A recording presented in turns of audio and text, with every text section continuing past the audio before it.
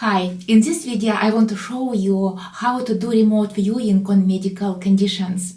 As a medical intuitive and an intuitive healer, I often do that. And I want to show you my simple technique. It's very basic technique. If you want to do more advanced, then you may need to go through more training. But I want to show you just a basic technique, how to do remote viewing on a person for health purposes. So first of all, you need to identify who the person is. So just pick a person who you want to view. It can be anybody, like it can be your friend, it can be your relative. Preferably, pick a person who is not living with you. Don't pick the person who you know exactly what's going on with them, because logic information will interfere. And you will always think, oh, because I know what happens with this person, so this is what is. If you pick a person who is not living with you and you haven't seen them for a while, maybe you haven't seen them for months, maybe even for years, and the person may live overseas or interstate, so not with you, and you don't know logic information. Okay, I hope you got an idea, because logic information will not help you, especially when you're in training right now. You just want to try. Okay, so I got a person. I haven't seen her for a while, maybe for 3 months, because she moved overseas. She moved to England, and I am in Australia. Her name is Karen. So usually just a name is enough. First name, second name is good enough, because name has energy. You need to know their name to connect to a person and use their name like a focused attention and connection point. Okay, so you go to the name. Now you need to enter the remote viewing mode. I call it remote viewing mode because you have to switch off your logic mind and connect to your intuitive mind. As you know, that it's only intuitive mind can do remote viewing. Logic mind can't do remote viewing. You can try using logic mind, but it will not happen. It just doesn't work this way. You have to connect to your intuitive mind. So to connect to your intuitive mind, what I usually do, I put my hands on my lap, palm side up like that. Close my eyes, because I need to go within. If my eyes are open, I am external. I need to go internal. So I close my eyes and bring my attention to the middle part of my body, where my spine is located and where the energy centers are located, called chakras. So bring your attention to your spine and start breathing through your spine. And feel your breath flowing through your spine. Just feel that. Usually 10 to 15 long, deep breaths is enough to bring you to your own center. And this is called centering yourself first. Then you need to bring your attention to your head, where your brain is. Brain is the organ inside your head. Bring your attention to your brain and start breathing through your brain, as if you are pushing your breath through your brain, like that.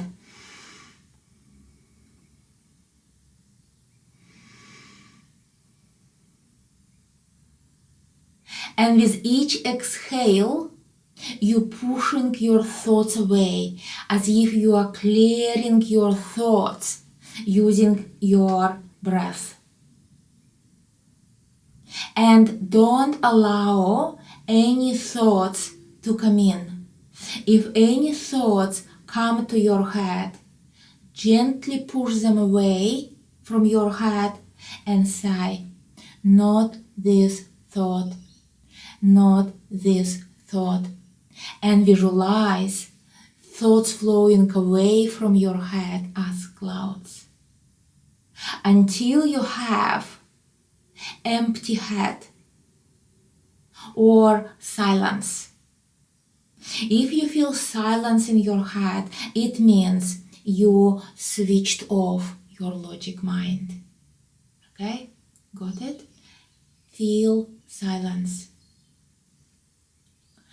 From silent space, so you feel this silent space, bring your focused attention on your forehead.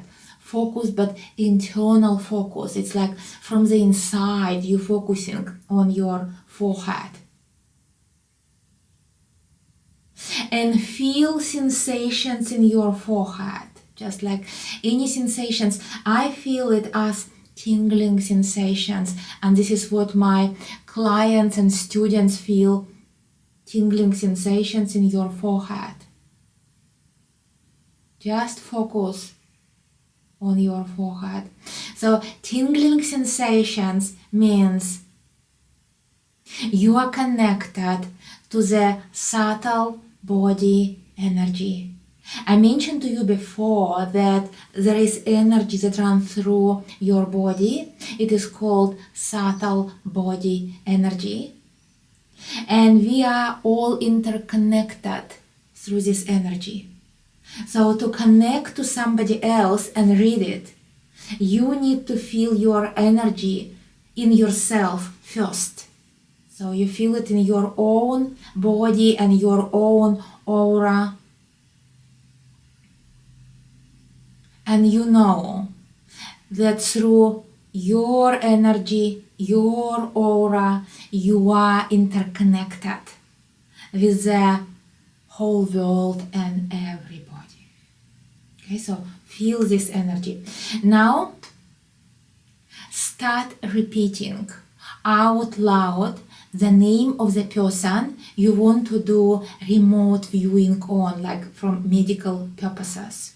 Like for example, I am doing remote viewing on Karen. So what I will do, I will just say it out loud so I can hear my own voice. Karen, Karen, Karen, Karen. Just keep repeating the person's name and focusing on your forehead.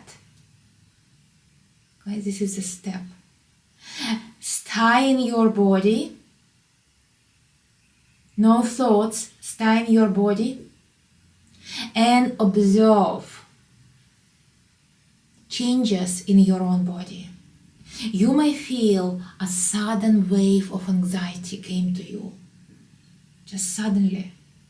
It's impression. Or maybe happiness, maybe joy, maybe any emotions.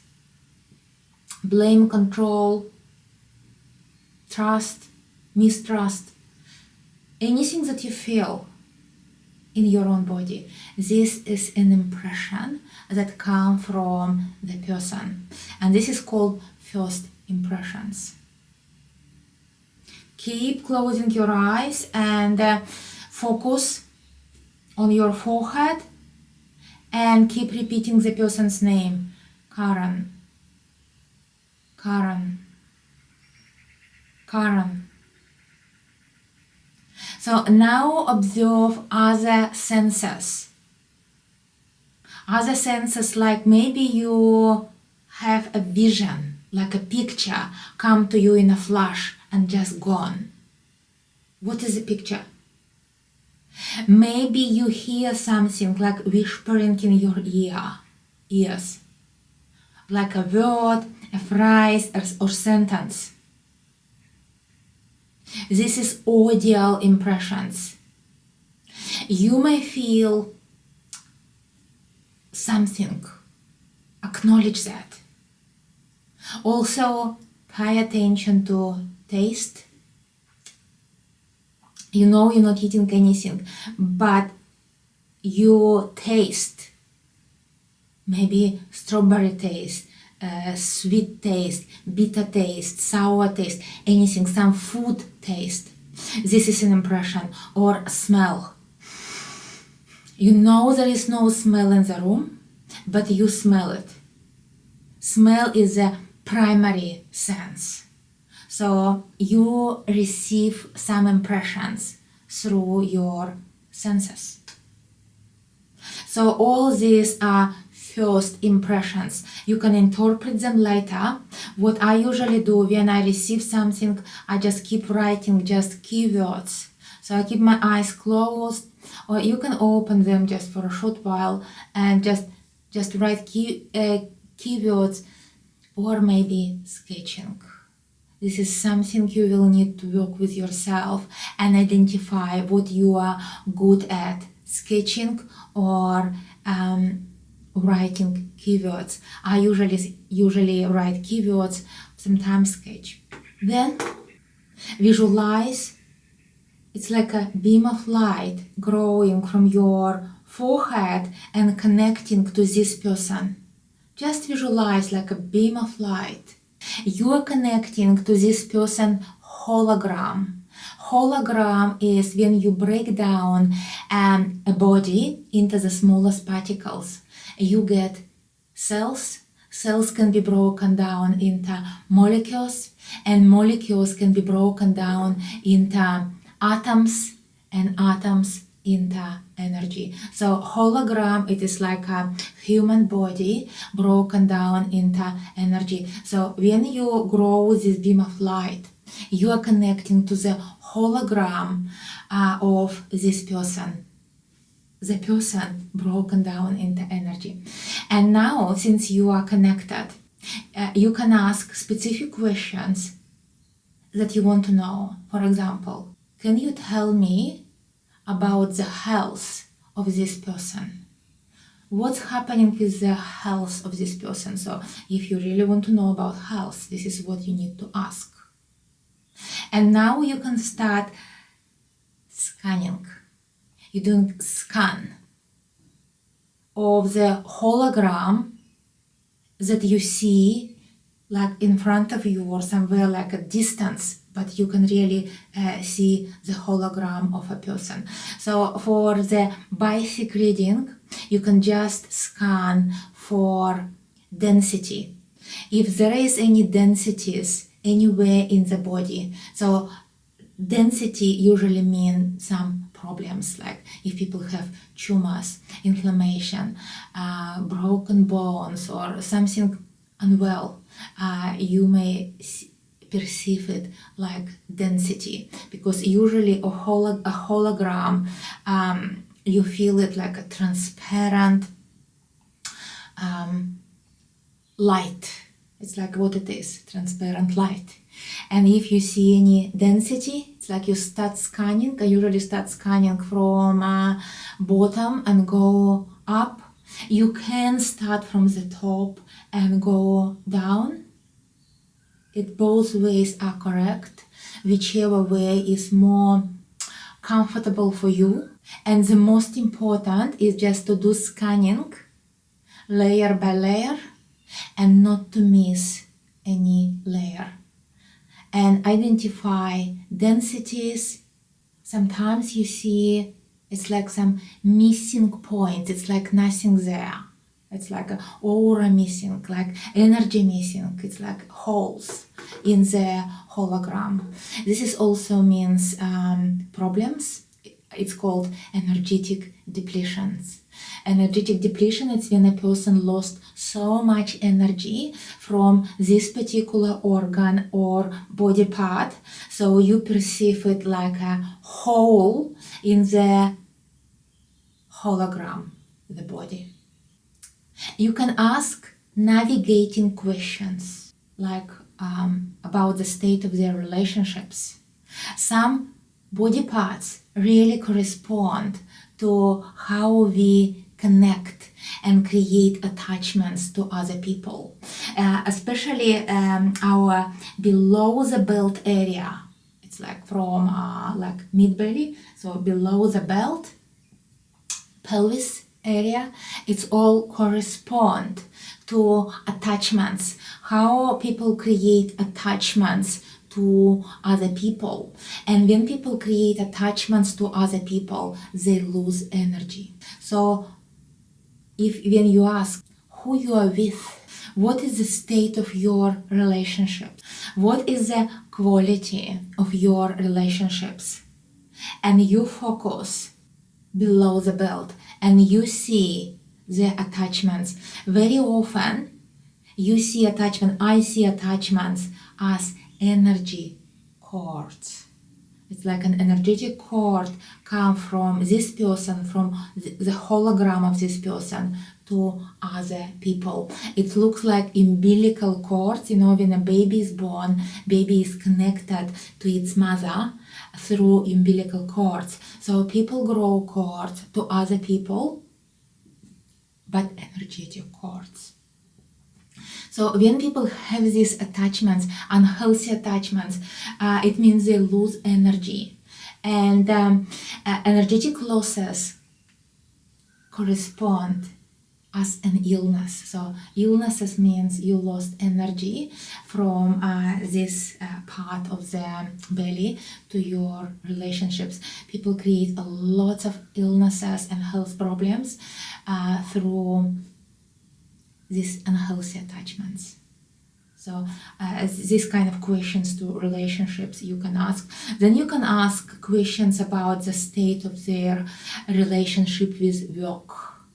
Like, what is about your job? How you feel about your responsibilities at work? And when you talk about responsibilities or ask questions about their sense of responsibilities, you look at their upper belly area. And when people have unhealthy relationships with work and responsibilities, their upper belly area, like mid belly, upper belly, may feel like there are lots of density there, or maybe missing parts. There is an energetic hole around the mid belly or upper belly area. And then you can ask about their heart connections, because heart is everything. Through heart we heal, and heart is a place of unconditional love. And unconditional love, it's actually when we able to let go, when we love, but our love become light. So our ability to let go and forgive, it's all about heart energy. So you can ask questions. What is the state of your heart? What about your ability to love? Ability to love, yes, in the heart, but it's not about unhealthy attachments. It's more like about ability to forgive, let go, and keep loving unconditionally. And then you look at the heart area, chest area, and you scan for densities or holes in the heart. Then you can move on to their throat and scan their throat. You will see some problems in how they communicate and express themselves. So self-expression and communication is all in the throat, and you will see what the energy feels like in the throat. And then you can move to their head, and the head will show you the state of their thoughts, how they think, how they structure their thoughts. Do they think in a more optimistic and more positive way, more way of like light, detach from the existing problems? Are they able to just mentally detach? Are they able to mentally feel lighter, and are they able to restructure their thoughts, which is more positive and beneficial to their health, or they can't. So very often, like, you look at their head and you can see just a big dark area, like a spot, lots of density.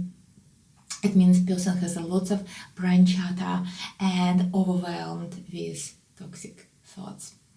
And finally, you can look at the top of their head, and at the top of their head you look for, but how the person is connected to their purpose. Do they feel that I live a purposeful life? Do they feel that I have a role to fulfill here?